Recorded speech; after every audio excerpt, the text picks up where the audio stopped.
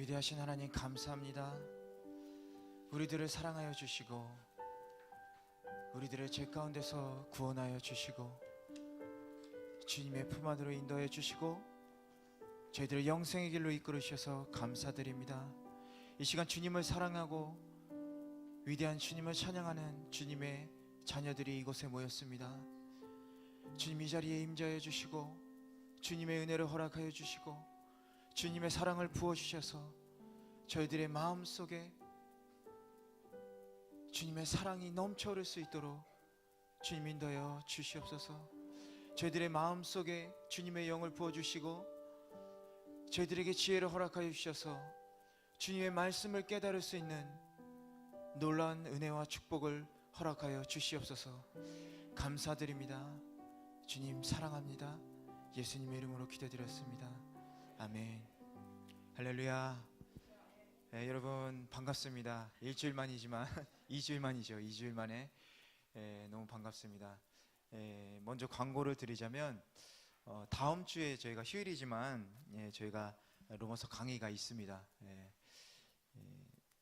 잊지 마시고 꼭 참가해 주시고 또 은혜에 동참할 수 있으면 좋을 것 같습니다.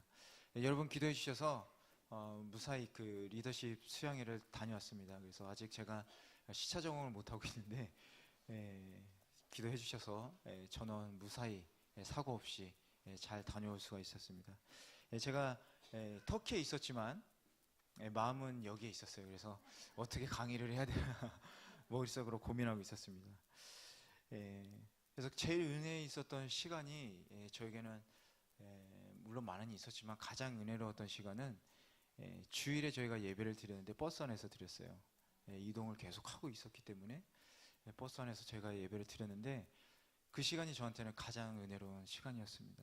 저희가 이동하면서 버스에서 그 하나님을 찬양하고 또 말씀을 듣고 또 그 버스 안에 임재하신 하나님의 그 임재하심을 제가 느꼈을 때 너무 감사하고 내가 이 예배를 얼마나 사랑하는구나, 하나님을 이 예배를 통해서 간구하는 마음이 있었구나를 제가 알고 너무 감사했었어요.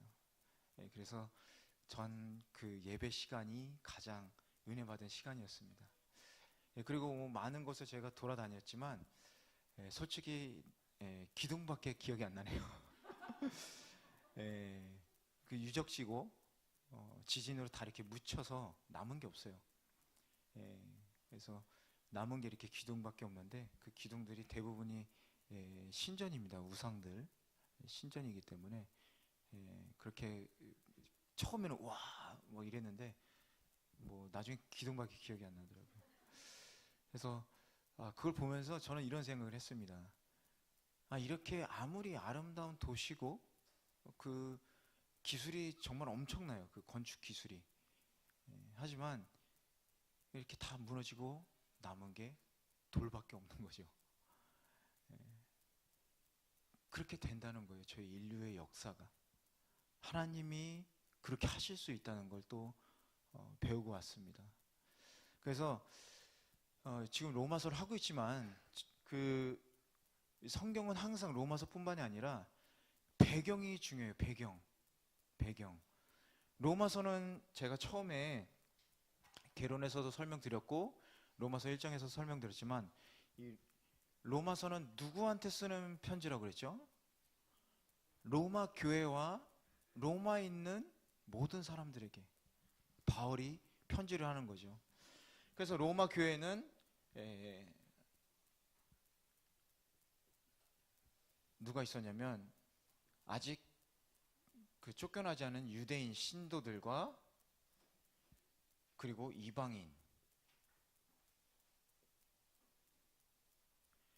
신도들이 있었다고 제가 말씀을 드렸죠. 그래서 로마서는 이 이방인들 신자들과 유대인 신도들에게 편지를 쓴 것이다. 근데 이 단순하게 보면 이 유대인과 이방인들이 계속 다툼이 있었어요. 뭐 때문에 다툼이 있었어요? 이 유대인과 이방인을 구별하는 게 뭐가 있을까요? 할례죠, 그렇죠? 유대인과 이방인을 구별하는 것은 먼저 율법이 있고 여러분 말씀하신 대로 할례가 있죠. 이것 때문에 다툼이 일어나는 거예요.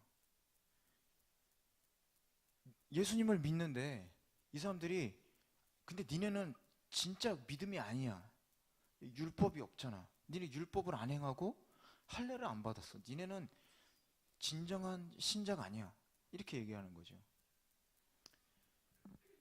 근데 그래서 이 믿음보다는 이 사람들이 이 율법과 할례로 우리는 구원받은 사람이라는 거죠. 그래서 우리는 구원을 받았다. 구원을 받았다. 이게 뭐냐? 바로 착각이죠, 착각. 이 착각을 하고 있었던 거예요. 그렇기 때문에 선두에서 바울이 복음을 강력하게 얘기하죠. 믿음으로 말미암아 오직 의인은 믿음으로 말미암아 살리라. 믿음 없이는 우리가 의인이 될 수 없다는 거죠. 율법이 있어서 의인이 되는 게 아니라 할례를 행해서 의인이 되는 게 아니다. 지금 바울이 그 얘기를 계속 하고 있는 거예요. 그러면서 뭐냐? 율법과 할례를 가지고 있다고 구원받았다고 착각하고 있는 너희들, 이 유대인들 바로 너희들이야말로 잃어버린 아들이다. 그 얘기를 했었잖아요. 기억나시죠? 너희들이 잃어버린 아들인 거야. 사실은 이 이방인이 아니라 이 돌아온 얘네들이 아니라 진짜 잃어버린 아이들은 너희들이야. 왜 너희들이냐? 바로 이거죠. 아버지 안에 있는데 니네는 아버지 안에 지금 없는 상태.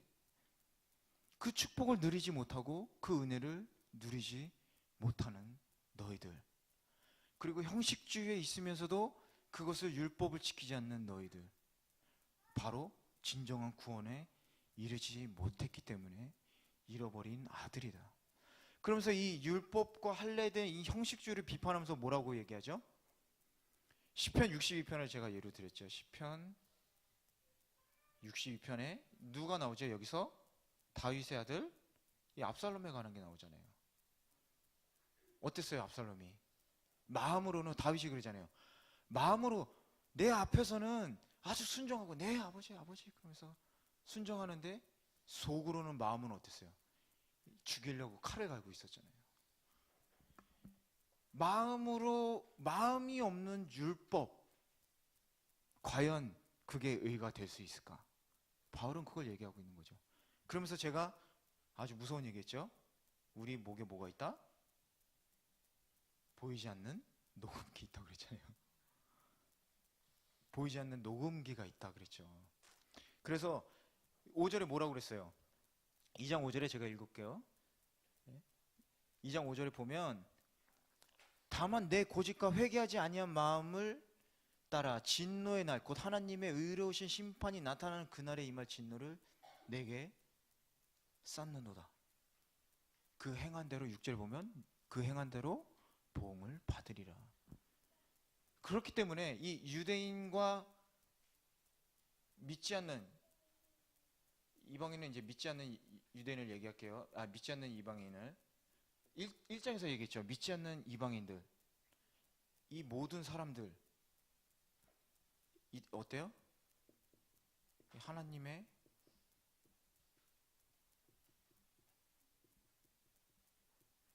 심판 안에 들어가 있는 거예요. 지금 하나님의 심판 안에 다 피할 수가 없는 거예요. 이 심판을 다 피할 수가 없는 거예요. 이 안에 다 지금 하나님의 심판을 받는 거죠. 행한 대로 보응을 받을 것이다. 그래서 행한 대로 보응을 받을 것이다. 그래서 저희가 8절까지 지난주에 끝냈습니다. 그래서 오늘은 9절부터 들어갈 텐데 오늘 될 수 있으면 2장을 다 끝내겠습니다. 열심히 해서. 그래서 2장 9절부터 우리 11절까지를 한번 읽어보겠어요. 2장 9절부터 11절 우리 함께 읽어보겠습니다. 악을 행하는 각 사람의 영에는 환난과 공고가 있으리니 먼저는 유대인에게요 그리고 헬라인에게며 선을 행하는 사람에게는 영광과 존귀와 평강이 있으리니 먼저는 유대인에게요 그리고 헬라인에게라. 이는 하나님께서 외모로 사람을 취하지 아니하심이라. 결국엔 똑같은 얘기를 하는 거예요. 9절에서 10절에서 똑같은 얘기를 하는 거예요. 7절 8절에 대한 얘기를 반복적으로 지금 하고 있는 거예요. 말만 바꿔서 지금 반복적으로 되풀이해서 하고 있는 겁니다. 그래서 먼저 유대인에게, 왜 유대인에게 먼저 심판이 떨어질까요? 율법을 준 거죠. 율법을 준 이유가 뭐죠? 율법을 지켜서 너희가 구원받는 게 아니라 율법을 통해서 죄에서 멀어지라고 주신 거예요, 하나님이. 근데 이걸 이해를 못한 거죠. 그러니까 그 율법을 줬는데도 불구하고 죄를 짓는 건 뭐예요? 아까 처음에 제가 그 로마서 강의할 때 1장에서 뭐라고 그랬어요? 죄라는 건 뭐라고 그랬죠? 왜 법정에서 당신은 죄를 지었어요? 왜 죄라고 인정받는다고 그랬죠? 죄는 알고 지으니까 죄라고 그랬잖아요. 알고 지어야지 죄인 거예요. 이거를 훔치면 안 된다는 거 아는데 훔쳤잖아요. 그러니까 죄인 거예요. 그래서 우리가 법의 심판을 받는 거거든요. 근데 뭐라고 그랬어요, 지금? 먼저 유대인이 심판을 받는다고 했죠. 왜 심판을 받냐면 율법을 주셨거든요. 니네 죄 지으면 안 된다? 이거 지으면 죄다? 그랬는데 유대인들이 율법을 안 지켰어요.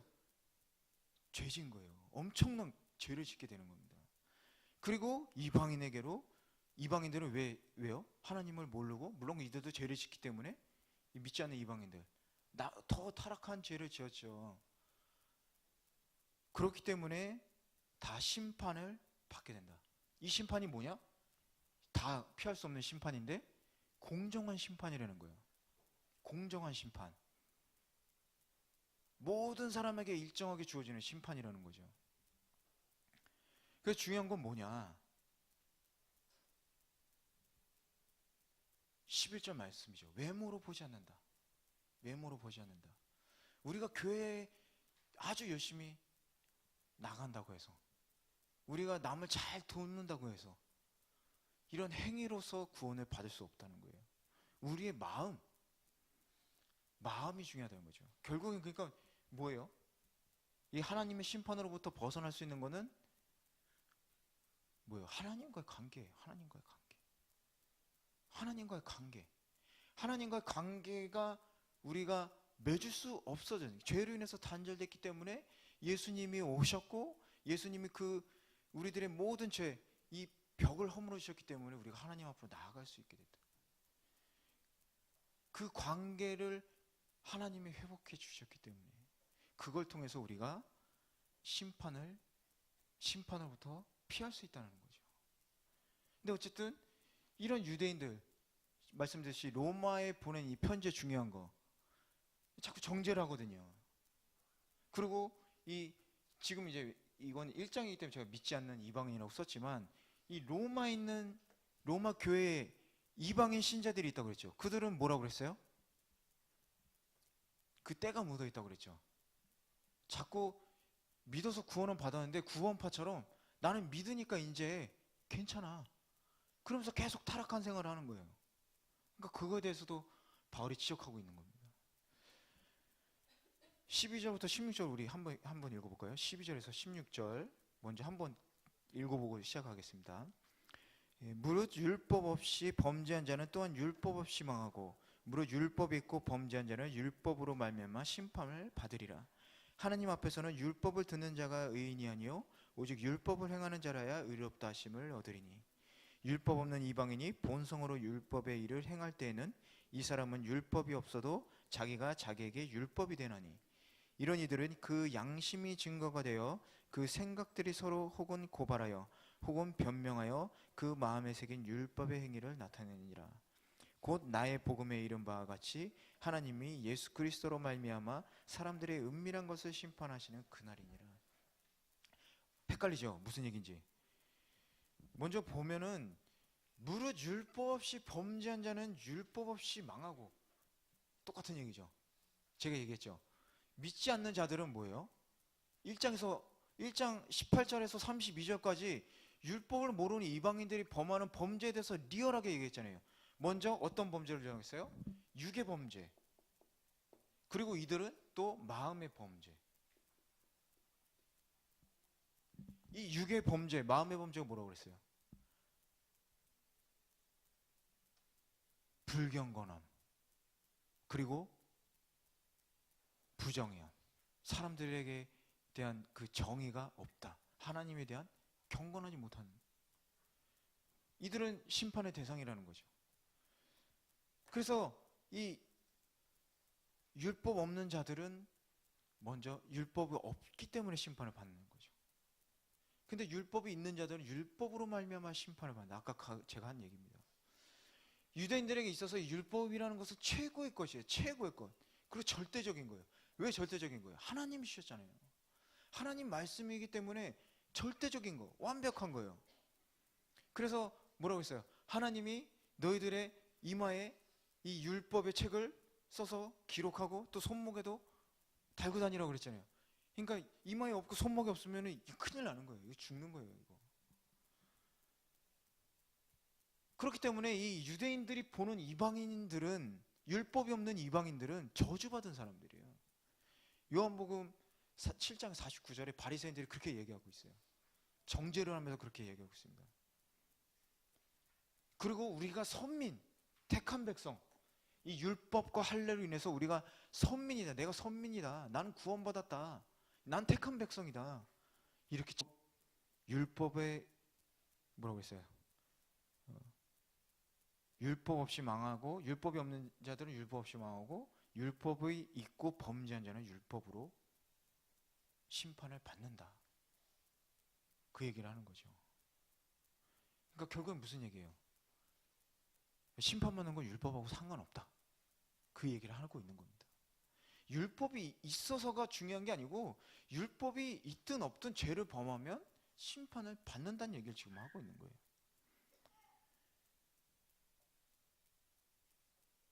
그렇기 때문에 하나님을 전혀 모르는 사람, 하나님이 전혀 모르는 사람이 하나님이 원하는 행동을 한다. 그럼 그게 뭐예요? 15절에 써 있는 것처럼 제가 한번 읽어보겠습니다. 이런 이들은 그 양심의 증거가 있어서, 하나님이 모든 사람에게 양심은 다 주셨어요. 양심. 그 양심에 따라서, 율법이 없는 사람들은 양심에 따라서 행동을 하는데 그 양심마저도 지키지 않을 때 이제 죄를 짓게 된다, 이 얘기를 하고 있는 겁니다. 그렇기 때문에 이 심판에서, 하나님의 심판에서 피할 수가 없는 거예요. 모든 사람들이 심판에서 피할 수가 없는 거예요. 아니 그러면은 결국엔 율법이 있으나 마나 다 심판받으면 왜 율법을 주셨나요? 죄를 명백하게 하기 위해서. 아까도 말씀드렸듯이 이 율법을 통해서 죄를 멀리하라는 얘기예요. 멀리해야 되는데 그 율법을 유대인들은 아주 교묘하게 이용하기 시작하는 거죠. 성전에서 도둑질 하지 말라니까 어때요? 성전에서 도둑질 안 하고 사람들을 시켜서 뭐 그걸 팔기도 하고, 우상 섬기지 말라니까 어떻게 해요? 우상에 섬기지는 않는데 그 우상 신전에 있는 물건을 또 갖다 팔고. 그건 죄가 아닌가요? 아니잖아요. 그러니까 답답한 거죠. 기독교에서도 막 그러잖아요. 술 취하지 말라고 했으니까 난 술 마실 거예요, 그러잖아요. 왜 술 취하지 말라고 그랬어요, 하나님이? 그건 제가 2주 전에 말씀드렸잖아요. 3주 전에 말씀드렸잖아요.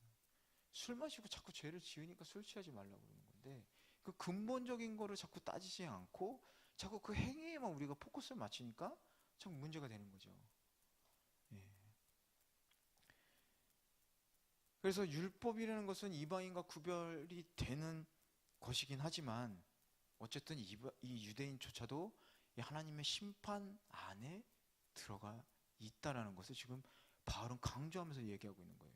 니네가 그렇게 자랑하는 율법이지만 너희들도 하나님의 심판 안에 있다라는 겁니다. 그걸 확실하고 있는 거죠.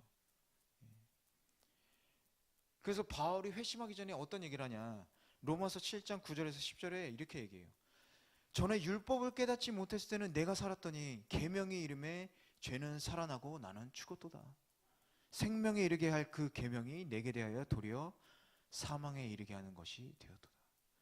알고 보니까 내가 정말 죄인이구나. 그걸 알았던 거죠. 바울은 철저하게 율법을 지켰어요. 100% 지켰다고 해도 과언이 아닐 정도로. 그런데 알고 보니까 바울은 사람을 죽였잖아요. 선한 사람을 죽였잖아요. 믿는 자들 다 끌어다가 정죄하고 채찍질하고 스테판을 죽이는데 앞장섰죠. 죄인이란 얘기예요. 죄인이란. 근데 바울이 왜 이런 고백을 할까요? 왜? 중요한 건 뭐냐면요. 율법을 니네가 알고 있으면, 그 율법으로 인해서 니네가 죄인이라는 걸 알고 있으면 하나님 앞에 나아가야 된다는 거예요. 하나님 앞에 나아가야 된다는 거예요. 하나님 앞에 나아가서 뭘 해야 돼요? 회개해야 된다는 거예요. 그러니까 바울이 지금 얼마나 이 큰 은혜를 믿고 있습니까? 내가 사람을 죽인 죄인인데 알고 보니까 율법은 아무 소용이 없었다는 거예요. 자기가 지킨 율법은 구원에 이를 수가 없었다는 거예요. 내가 그 누구보다도 악한 죄인이었다는 거죠. 그래서 어떻게 해요? 그 하나님의, 예수님의 십자가 앞에 무릎을 꿇은 거 아닙니까? 그리고서 그 구원으로 말미암아서 복음을 전하고 있는 거죠. 그런데 이 유대인들은 이 사실을 몰랐던 거죠.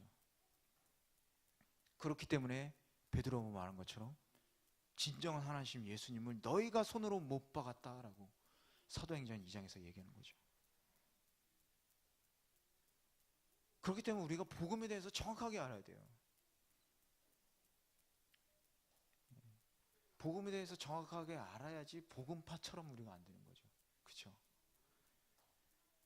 이 하나님께서 주신 이 은혜가 얼마나 놀라운 건지 우리가 진정으로 이 마음으로 깨달아야 됩니다. 그래서 13절을 보면 하나님 앞에서는 율법을 듣는 자가 의인이 아니요 오직 율법을 행하는 자라야 의롭다 하심을 얻으리니. 또 율법 얘기가 나오죠.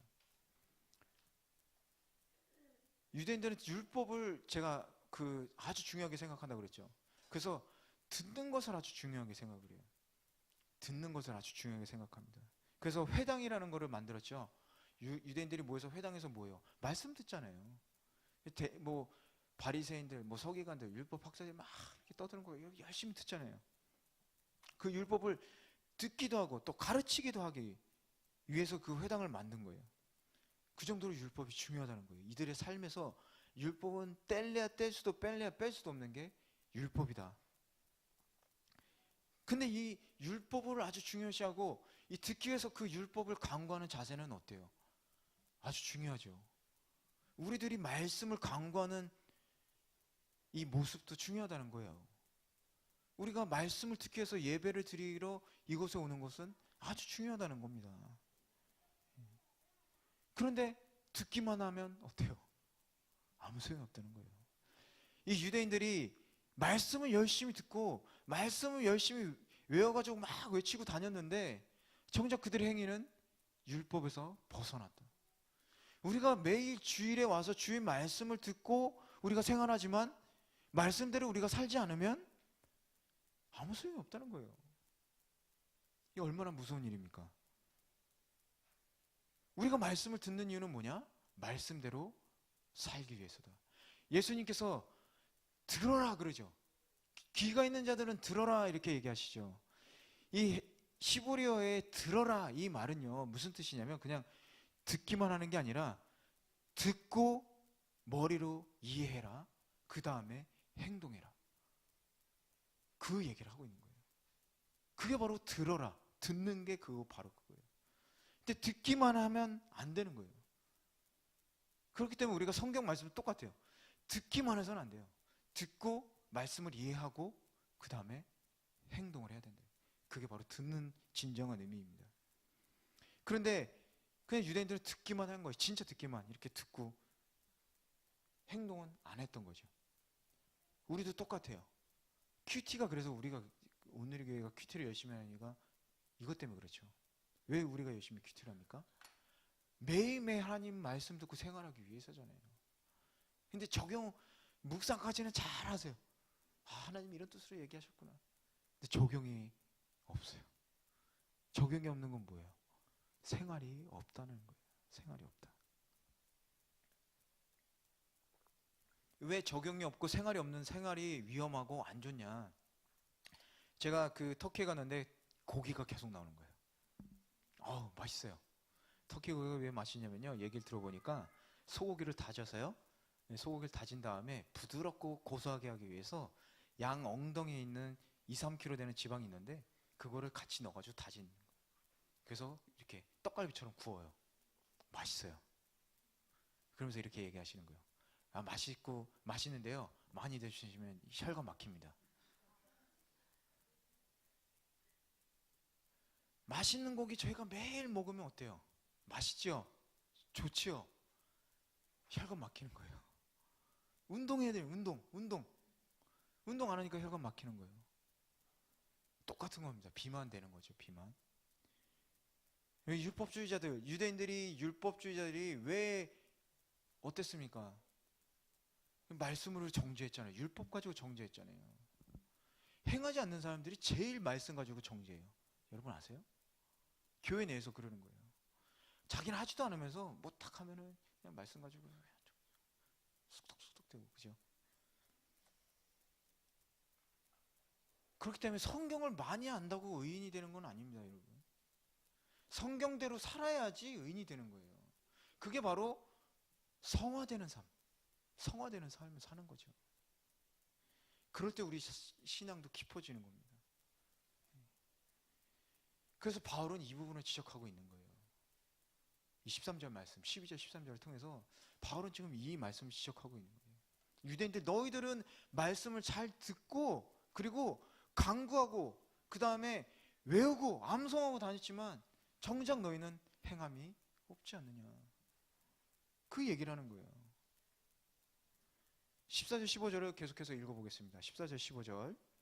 율법 없는 이방인이 본성으로 율법의 일을 행할 때는 이 사람은 율법이 없어도 자기에게 율법이 되나니 이런 이들은 그 양심이 증거가 되어 그 생각들이 서로 혹은 고발하여 혹은 변명하여 그 마음에 새긴 율법의 행위를 나타내느니라.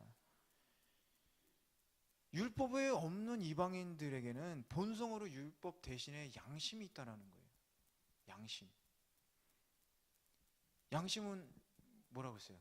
거짓말하면 찔리잖아요. 그렇죠? 근데 이런 것들이 있기 때문에 율법이 없는 이방인들에게는 이 양심이 율법을 대신했다. 그렇기 때문에 우리는 율법이 없으니까 심판받는 거는 불합리하지 않습니까? 완전히 이거를 차단해 버린 거죠. 하지만 너희들에게 양심이 있으니까 그 양심대로 살지 않는 너희들도 심판받는 거다. 바울은 지금 이 얘기를 하고 있는 거죠. 그럼 도대체 양심이란 뭐냐? 여러분, 양심이란 뭡니까? 양심이란 뭡니까? 양심은요, 양심은 영어로, 제가 발음은 안 좋지만 conscience라고 그래요. 근데 이 말은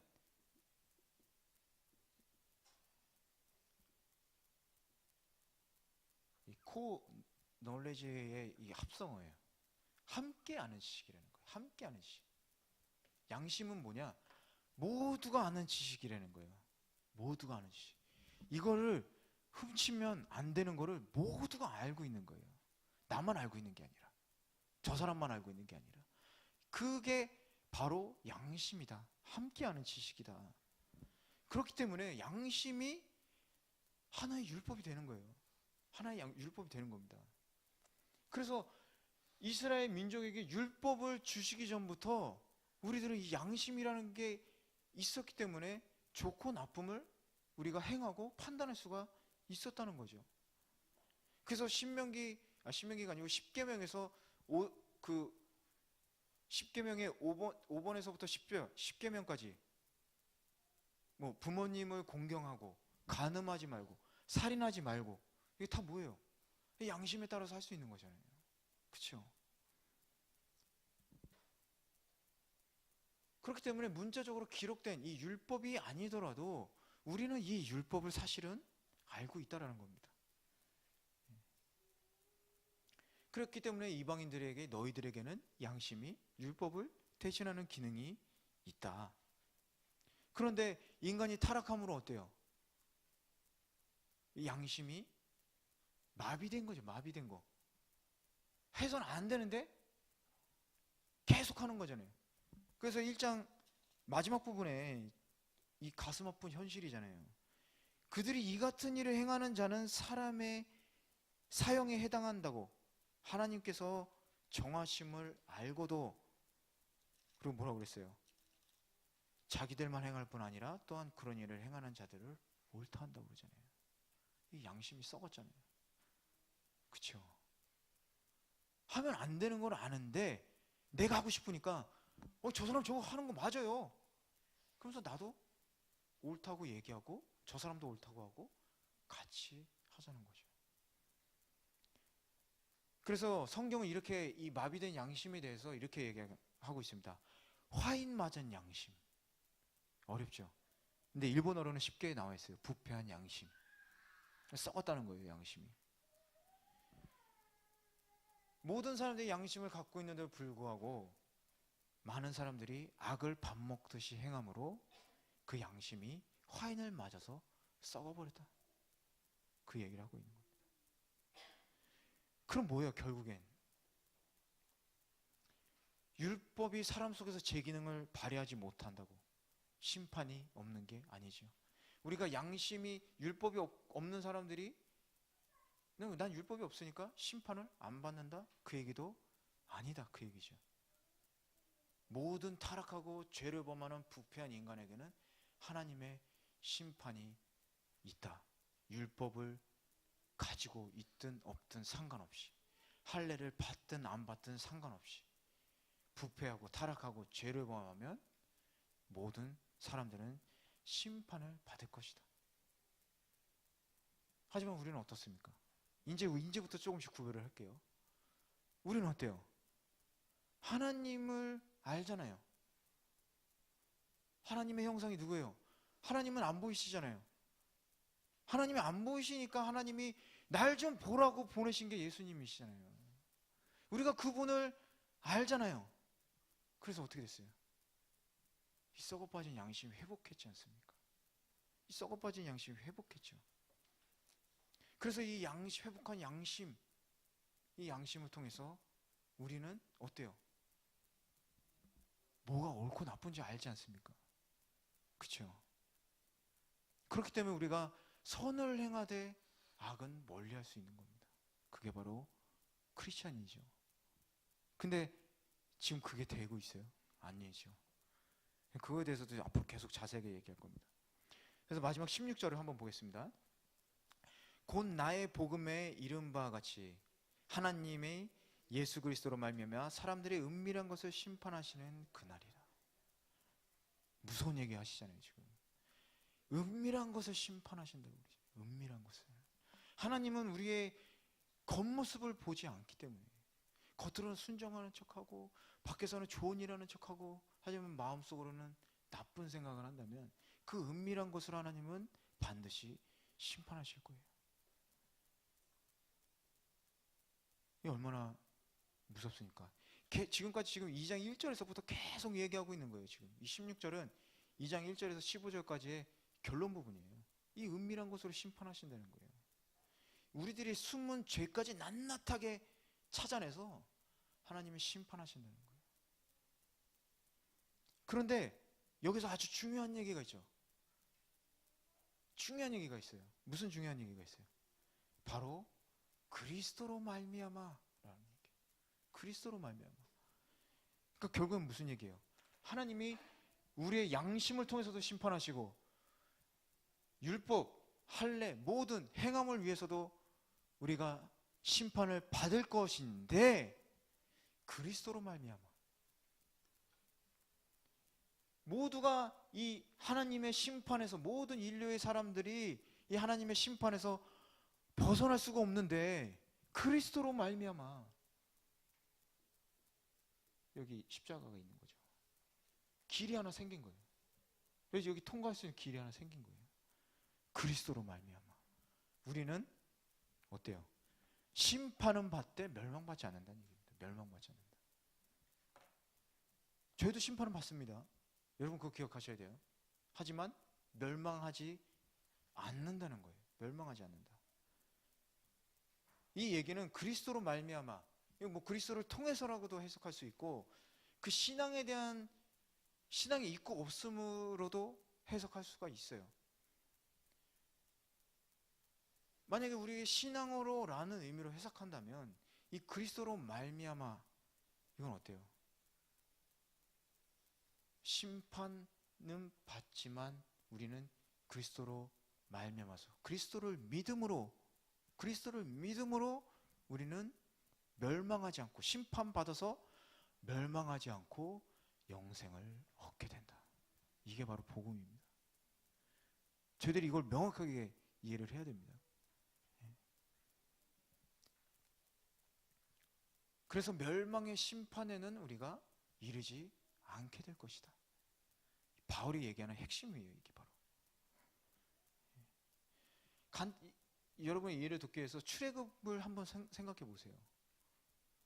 문설주에 바른 피로 인해서 죽음의 천사가 이렇게 싹 지나가 버렸죠. 어린 양의 피. 우리 마음에 어린 양의 피를 믿는 마음이 있으면 지나간다는 얘기예요. 이때는 하나님의 심판의 날에는 이 출애굽할 때 뭐라고 써 있습니까? 성경에 비명소리가 끊이지 않았다고 그러죠. 장자가 다 죽었잖아요.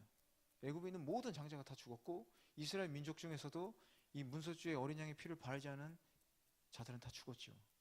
이 울음소리가 그치지 않았죠. 심판의 날 그렇게 될 겁니다. 그러나 우리가 예수님의 십자가를 믿는 문설주가 이거잖아요. 두 개잖아요. 가로 세로 다 있죠. 십자가의 피, 어린 양의 피, 그 죄사함을 우리가 믿는다면 우리는 웃는 게 아니라 기뻐할 수 있다는 얘기입니다. 이게 얼마나 감사합니까? 그래서 바울은 이것을 가리켜서 내 복음이라고 얘기하고 있는 거예요. 지금 바울이 지금 이단 같은 소리를 하고 있는 게 아니라 내가 이해한 복음이 이거예요. 나의 복음은 이겁니다. 예수 그리스도로 말미암아서 심판은 받지만 멸망하지 않는, 사망에 이르지 않는 바로 이 생명, 이게 바로 내 복음입니다. 내가 이해한 복음입니다. 이렇게 얘기하고 있는 거예요. 이게 얼마나 감격스럽습니까? 바울은 죽어 마땅한 사람이에요. 예수님을 믿는 모든 사람들을 쳐 죽였잖아요.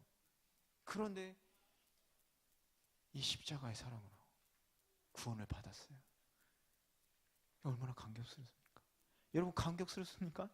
여러분 기쁘세요?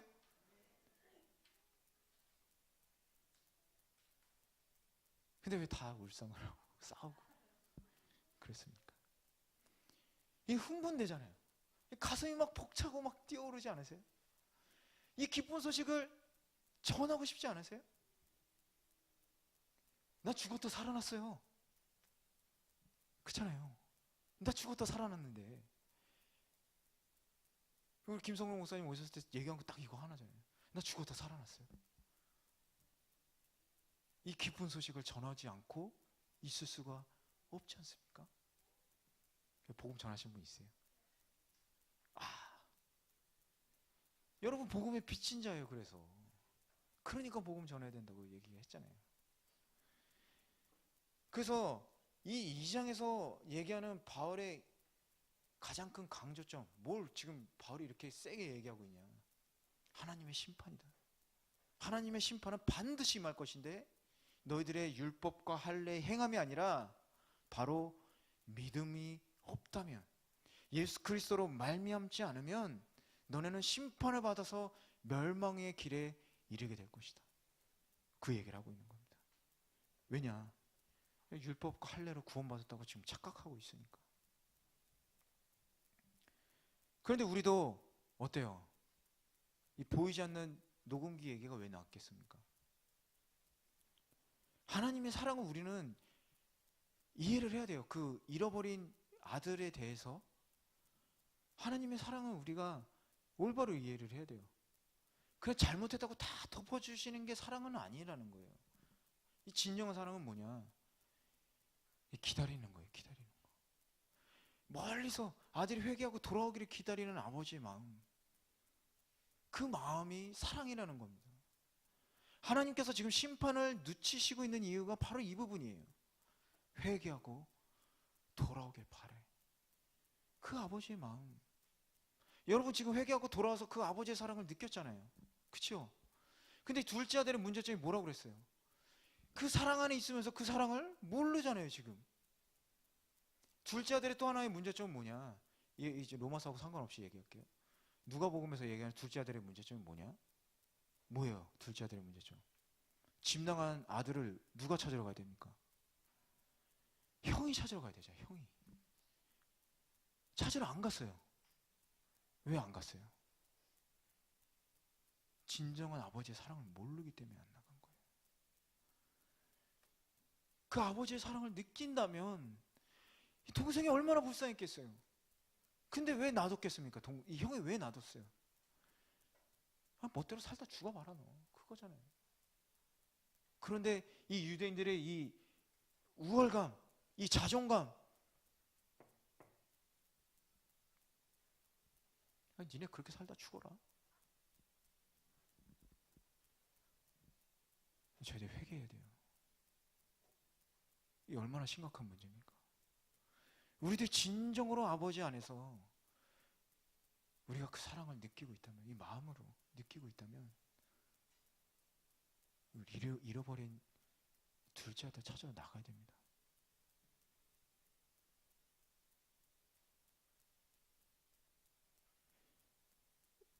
터키를 갔는데 저희 아내는 이제 같이 갔어요. 아내도 같이 갔는데 아내는 이제 애들 보고, 그리고 누나고 밖에 있어서 세미나는 뭐 듣지도 못했어요. 뭐 투어도 했지만 우리 애뿐만이 아니라 다른 애들도 이렇게 같이 챙기면서 잘 못했어요. 근데 이제 저희가 그 쇼핑몰에 시간이 자유시간이 있어서 갔는데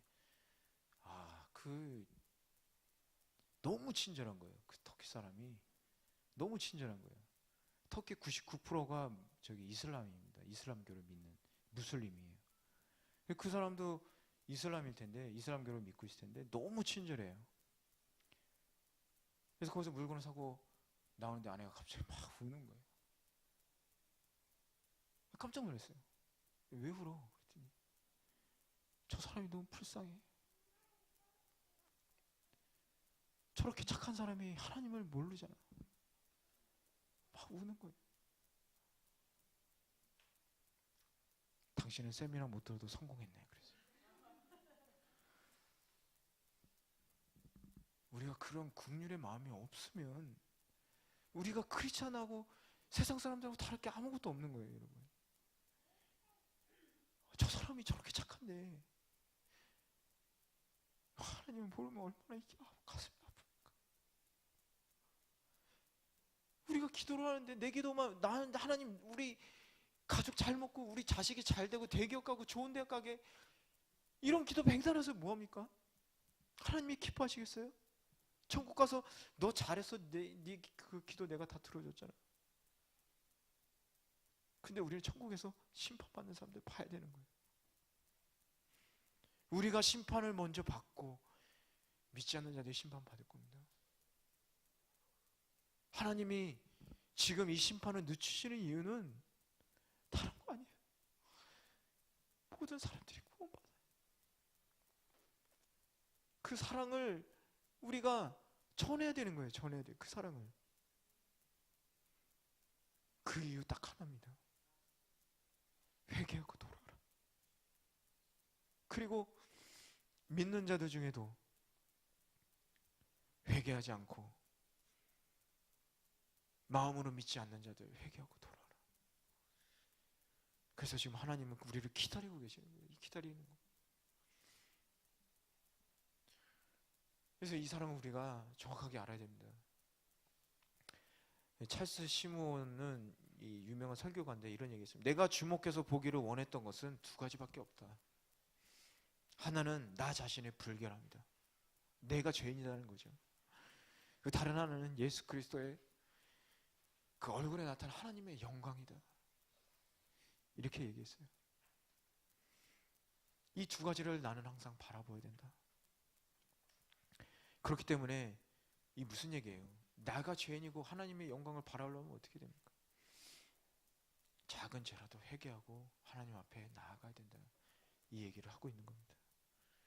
그래서 우리가 하나님 앞에 정말 작은 죄라도 회개하면서 나아가면서 우리가 하루하루를 하나님 앞에서 부끄러움 없이 살아야 되는 거죠. 여러분이 그런 성도들 되기를 주님으로 축복합니다. 계속해서 그러면 이제 17절에서 20절 우리 한번 읽어보겠습니다. 근데 이 17절에서 마지막 29절까지는 무슨 얘기를 하고 있냐면요, 이 믿는 자들에 대한 얘기를 하고 있는 거예요. 종교심이 우상이 될 수 있다라는 거예요. 지금은 이 유대인들에 관한 얘기를 자세히 하면서 니네가 지금 그 행함만 하고서는, 진정으로 믿지 않고서는 니네 구원받을 수 없다, 가지고 있는 율법 가지고는 안 된다, 그런 거죠. 근데 지금부터 바울이 얘기하는 거는 뭐냐면, 우리 믿는 자들이 조심해야 될 부분들에 대해서 얘기를 하는 거예요. 종교도 잘못하면 이게 우상이 될 수 있다. 물론 우리들은, 저는 이 그리스도 교라는 걸 사실은 되게 말하기가 되게 거북해요. 왜냐면 종교가 아니기 때문에. 교회 건물이 교회가 아니기 때문에. 교회는 예수님이기 때문에. 우리들이 모여서 예수님을 이렇게 나누고 있는 데가 교회이기 때문에, 건물이 중요한 게 아니기 때문에. 그래서 저는 그리스도 교는 라고 얘기하는 건 상당히 좀 사실은 이렇게 거부감이 있어요. 하지만 세상에서 얘기하는 이 그리스도 교, 이 기독교도 잘못하면 우상이 될 수 있다라는 거예요. 그래서 2장 17에서 20절을 우리 한번 읽어보도록 하겠습니다. 우리 함께 읽겠습니다. 유대인이라 불리는 내가 율법을 의지하며 하나님을 자랑하며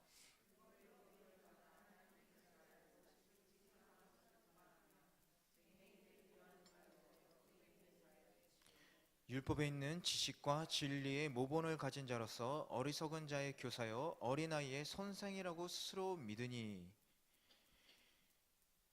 바로 이 유대인들에게 또 얘기하고 있죠. 유대인들은 아까 말씀드렸듯이 아주 철저하게 그 율법을 듣고 간구하고 또 가르치고 이런 사람들이라고 얘기했죠. 그러면서 어때요? 그런 자부심이 엄청난 거죠, 이 프라이드가. 왜냐하면 율법을, 하나님의 말씀을 주신 거는 이스라엘 민족밖에 없잖아요. 이거 얼마나 자부심이 있겠어요. 여러분이 만약에 남들이 안 가진 뭔가를 가지고 있다면 그게 가보잖아요, 가보. 이 사람들한테 그 가보잖아요. 그게 엄청난 이 프라이드가 있는 거죠. 그러면서 어때요? 아유, 넌 그것도 없냐? 난 있어, 이거 봐라. 이 유대인들이 바로 이방인들을 그렇게 비판하고 있다는 거예요. 이 율법도 없는 것들이 니네가 뭘 알아, 이렇게 얘기하는 거죠. 그런데 바울이 유대인들에게 그렇게 얘기한다고 생각을 해보세요. 화가 날까요, 안 날까요? 자기도 유대인이면서. 제가 이렇게 얘기하는 거예요. 아니, 크리스찬이면 계속 뭐 이런 식으로 얘기를 하는 거예요. 아, 당신은 뭐 크리스찬 아니에요? 지금 이런 식으로 지금 얘기하고 있다는 얘기죠. 그래서 이걸 쉽게 이해하기 위해서 그 17절의 유대인 대신에 그 기독교인, 뭐 크리스찬이라고 한번 넣어서 읽어보세요. 그럼 좀 이해가 될 거예요. 제가 무슨 얘기를 하고 있는지. 그래서 이 유대인들은 자신들은 도덕적으로는 나는 문제가 없다, 나는 문제가 없다, 이렇게 생각하는 거죠. 그게 17절에서 24절까지입니다. 그리고 종교적으로도 열심이다. 종교적으로도 열심이다. 이 뒷부분에 나오고 있습니다. 그래서 대개 사람들은 둘로 나누는데, 도덕적으로 열심인 사람, 종교적으로 열심인 사람, 이 둘로 나누는 거예요. 어떤 사람은 종교적으로 아주 열심히 뭐 교회 나가서 막 열심히 섬기고 그러는데, 그렇다고 밖에서 사회 활동을 그렇게 하지는 않아요.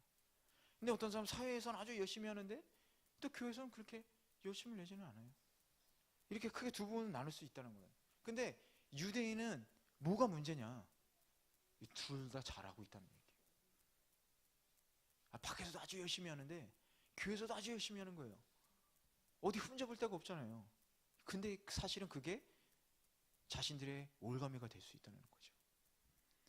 그래서 17절에서 19절에 유대인들의 실체가 뭐냐? 10절에 유대인이라고 불리는, 이렇게 써있죠. 그게 뭐예요? 아까 제가 얘기한 율법과 할례받은 자들에 대한 이 자기들의 프라이드라는 거죠. 엄청난 프라이드. 그게 자신들의 올가미가 된다. 그것도 하나 뭐예요? 그대는 율법을 의지하며, 하나님이 시내산에서 모세에게 율법을 주셨죠. 근데 그게 우리들에게 주어졌다. 우리들에게만 주어진 특별한 것이다.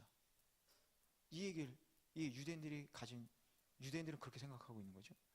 하나님을 자랑하고 그러니까 하나님을 자랑하는 거예요. 야, 니네 신들이 대단한 게 아니야. 니네 이런 게 있어? 하나님을 또 자랑하는 거예요. 그러면서 어때요? 우리는 그 하나님으로부터 택함받은 선택받은 백성, 민족, 선민이다. 그러면서 자기 계속 자랑을 하는 거죠. 그리고 하나님의 뜻을 알고 지극히 선한 것을 분간하며 18절에 그렇게 써있죠. 윤리적으로 올바른 결정을 내릴 수 있다는 거예요. 이들은 율법으로 말씀드렸잖아요. 죄로부터 멀어지는 거니까 뭐가 나쁜 건지 안다는 얘기죠. 그 잘못된 선택을 안 할 수도 있었다. 그렇기 때문에 우리는 역시 하나님을 기쁘게 해드릴 수 있어. 이런 사람이 유대인이라는 겁니다. 사실은. 그 18절에 뭐라고 했어요? 율법의 교훈을 삼아. 그들은 율법을 갖고 있을 뿐만이 아니라 그 율법을 교훈을 삼아 활용할 수도 있다는 얘기예요. 그들은 활용할 수도 있는 사람들이다. 그 19절에 맹인의 길을 인도하는 자요, 우상 숭배에 빠진 사람들을 볼 수 없는 것, 우상 숭배하는 사람들이 볼 수 없는 것, 이들은 진정 율법을 통해서 하나님을 볼 수 있었잖아요. 그렇죠? 근데 바울은 여기서 유대인들이 율법을 소유하고 알고 그 활용할 수 있고 그 도덕적인 결정도 판단을 할 수 있고 아무 잘못이 없어. 니는 사실은 그것만 따지면 아무 잘못이 없어. 문제는 없어. 근데 뭐예요 문제는? 진짜 문제. 내가 의지하고 네가 자랑하고 그걸 자랑하고 있다는 거예요. 그거를 그렇게 활용하면 니네가 진정한 하나님의 백성이 됐을 텐데 그게 아니라 그거 갖고 있는 것 자체를 자꾸 자랑하고 있다는 얘기예요. 근데 그걸 어때요? 점점 넘어서는 거죠. 처음에는 하나님이 위대한 우리의 유일한 하나님이 이걸 주셨어. 하나님을 막 하다가 갖고 있는 나를 자꾸 자랑하기 시작하는 거죠.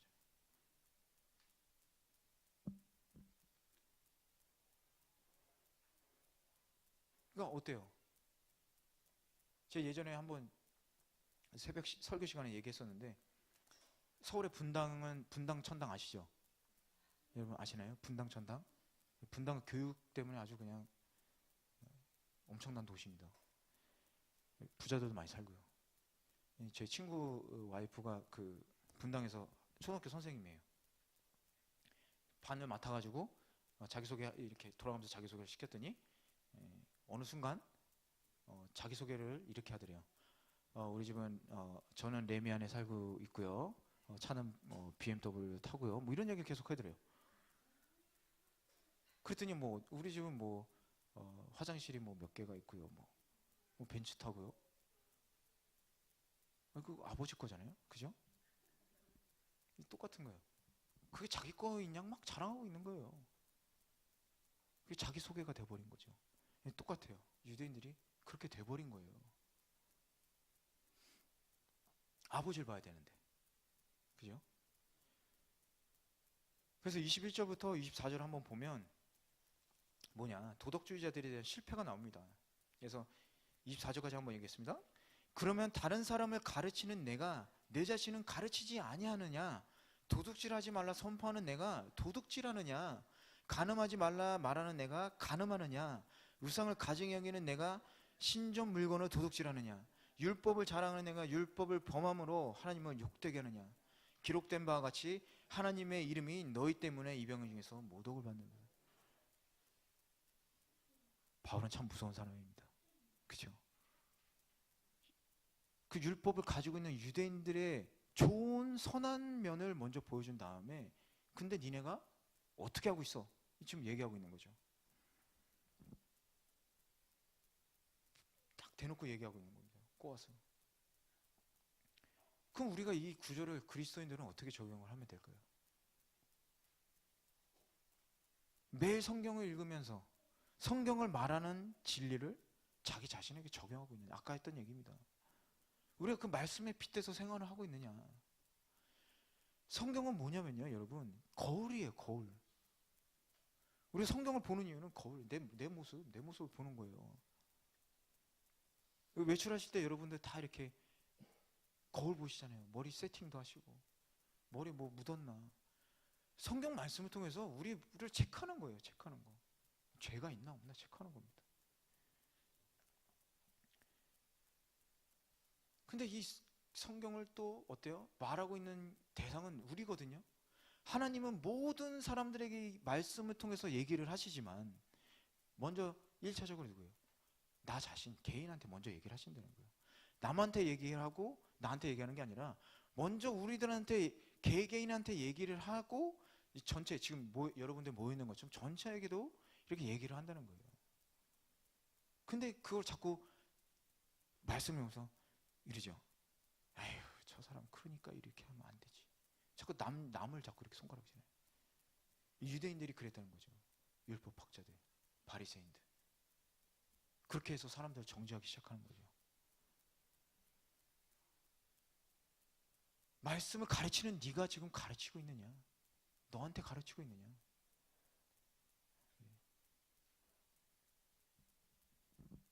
그래서 부끄러운 얘기지만 저는 앞에서 제가 그 새벽에 오신 분들은 알지만 제가 설교가 좀 세죠. 이렇게 스트레이트로 막 던지고 맨날 회개하라고 그러고 그게 사실 저한테는 얘기예요. 제가 먼저 회개해야 되니까. 그래서 사실은 저한테 먼저 한 얘기입니다.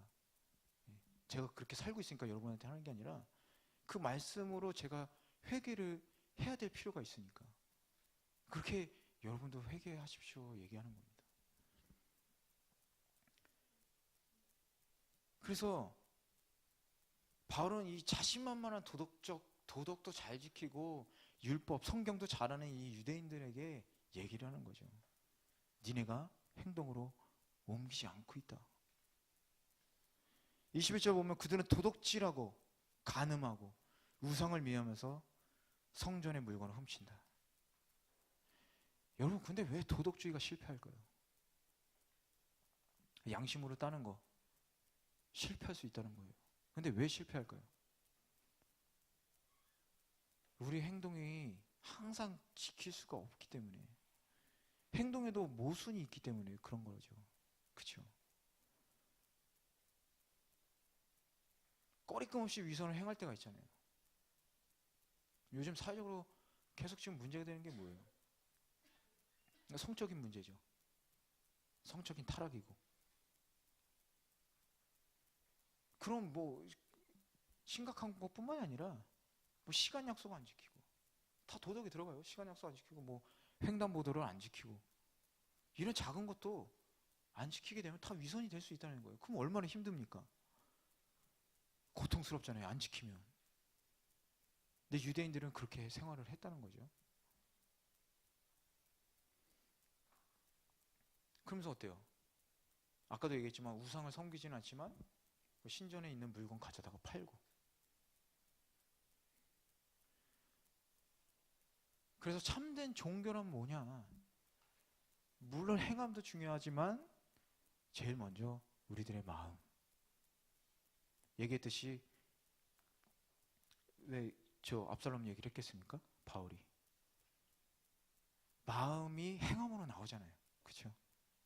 그렇기 때문에 이 마음의 행함이 가장 중요하다. 그게 바로 우리들의 행동으로 표출되기 때문에. 시간이 없으니까 좀 빨리 진행할게요. 그래서 그게 도덕적 주의자들의 치명적인 약점이다. 한 번 실패하면 그 끝이에요. 그러면서 그게 바로 위선이 될 수 있다는 거죠. 뿐만 아니라 마음으로 짓는 죄는 도덕적 행위잖아요. 도덕적인 행위들 다 행위잖아요. 도덕적 주의자들은. 근데 마음으로 예를 들어서 누구를 미워하고 그런 증오가 있고 그런다면 어때요? 벌써 실패했다는 얘기예요. 그건 다. 예. 그래서 바울은 유대인들에게 그런 문제를 계속 제기하고 있는 겁니다. 당신들은 세상에 빛이 되기 위해서 부름을 받은 존재인데 너희들의 그런 행함으로 인해서 하나님을 욕되게 하고 있지 않느냐. 니네가 지금 하나님을 자랑하고 있다고 하는데 거꾸로 지금 너희들의 행함으로 인해서 하나님을 욕되게 하고 있다. 우리도 크리스천도 똑같잖아요. 우리가 정말로 마음으로 믿고 하나님을 사랑한다면 이 행함이라는 것은 억지로 할 수가 없는 거라고. 억지로 할 수가 없잖아요. 하나님을 사랑하는데 그 사랑하는 사람을 위해서, 그 사랑함으로, 하나님의 그 사랑을 감사함으로, 그 은혜로 우리가 선한 일을 행해야 되는데, 이제 구원받았으니까 됐어. 아, 잘못했네?